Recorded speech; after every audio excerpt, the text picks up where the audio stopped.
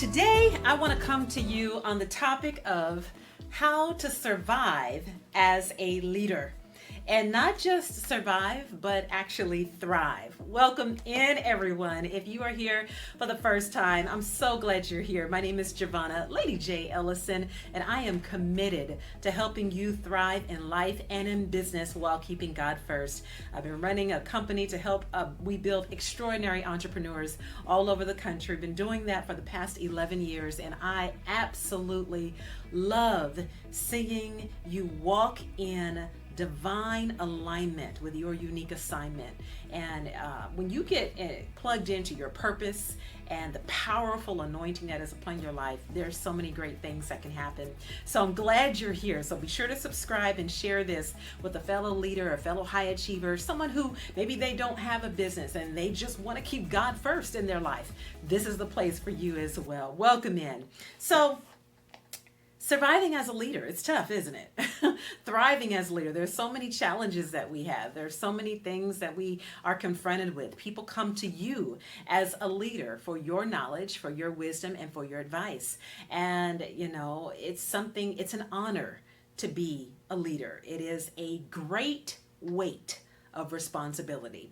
And if it is something that you are taking seriously, then there are a few things I want you to keep in mind that will help you not just survive, but that can help you thrive as a leader. Number one is to become genuinely interested in other people. Genuinely interested in other people. You can always tell that person who is semi-interested in you and then the person who is genuinely interested in you. So as a leader, become genuinely interested in your people.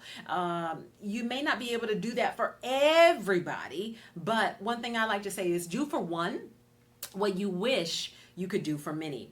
Another thing to keep in mind as a leader that, we talk about this all the time, but self-care is essential. It's critical. It's going to be nearly impossible for you to fill somebody else's cup if your cup is dry, if your cup is empty. So make sure that you're taking good care of yourself, healthy sleep patterns, that you're eating nutritiously, taking your supplements, going to the doctor for your checkups and whatnot when you need to. These things are so important. Number two way to help you thrive as a leader is to smile more. Smile more. Practice it. Do it more often. You'd be amazed. It's almost nearly impossible to have a smile on your face and be depressed at the same time. Now, that's if you're really genuinely smiling now. One of the things my mom used to always tell my sister and I growing up when we would get ready to go out the door to school was keep a prayer in your spirit and a song in your heart. And do you know, I took her advice to heart and I would keep a song in my heart. I learned a little bit later on more about the power of prayer, but I would keep a song in my heart. Even if I couldn't sing it real good, I would just hum it. And even while I was doing that, a smile began to form on my face as I was singing because I believed the words of the song that I was saying. So try smiling more often and see how that brings joy to your life. Number three is to remember that a person's name to that person is the sweetest and most important sound in any language. So that's to say, use people's names. You may have a great big old team of people that you're leading and maybe you don't know everyone's name. That's okay, but make a commitment to try to learn as many names as you can. Wow, that makes such a difference when people say, wow, the leader, wow, she knows my name, or he knows my name, or he called me by name. Those things matter. And if you are able to tune into that even more, you can really help make a difference. So number four is to be a good listener. As a leader, you can thrive even all the more if you be a good listener.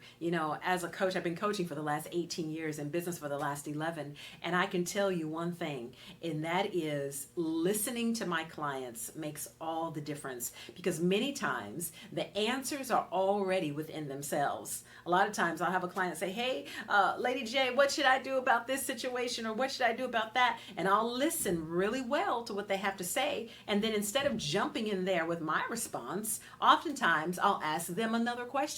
And that is, if someone were asking you the same question about this situation, what advice would you give them? And that gives that person an opportunity many times to come up with their own solution. Yes, we can give wisdom, we can give advice, those type of things are all helpful, but as much as you can, be a good listener and really help your team, your leaders, those who are following you, those who are looking up to you, whatever it may be, help them to discover the answers within themselves. And as you do that, it's really going to make a huge difference. Number 5 is to talk in terms of the other people's interests. Now, there's a great book called How to Win Friends and Influence People by Dale Carnegie. It is a classic. And I have my journal planner here. And so these teachings, many of them are coming from reference in that book. So if you want a good book to go along with this, then I encourage you to pick up a copy of How to Win Friends and Influence People. So number 5 is to talk in terms of the other people's or the person's interests. In other words, if somebody is telling you about the great promotion that they got on their job, let that person talk. Ask them questions about that promotion. Ask them how their life has changed as a result of it, how it's gotten better, the skills that it is requiring of them, right? So many times people are quick to one up somebody, meaning, oh, you got a promotion? Well, I did too, and this is what happened, blah, blah, blah. And immediately they turn the conversation on themselves. As a leader, talk in terms of the other person's interests. Hey, tell me more about you. Tell me more about how you did that. Ask good questions. People that ask great questions, wow, don't you love people that want to know more about you? It makes you even more interested in them. So talk in terms of other people's interests. And then finally, the last one is to make the other person feel important and do it sincerely. When you make your team, the people that are around you as a leader, when you make them feel seen, heard, understood, when you make them feel important and you do it sincerely, wow. It goes back to that Maya Angelou quote, right? Many people will forget what you said, but they'll never forget how you treated them. And I'm completely paraphrasing that. But how you treat other people matters more than you realize. So let's review these. Number 1, become genuinely interested in other people. Number 2, smile more. Number 3, remember that a person's name is to that person the sweetest and most important sound in any language. So use people's names. Learn their first names as much as you can. Use your notes app on your phone if you have to. Do what you have to do to get to know people's first names. Number 4, be a good listener. Number 5, talk in terms of the other person's interests. And then finally, make the other person feel important and do it sincerely.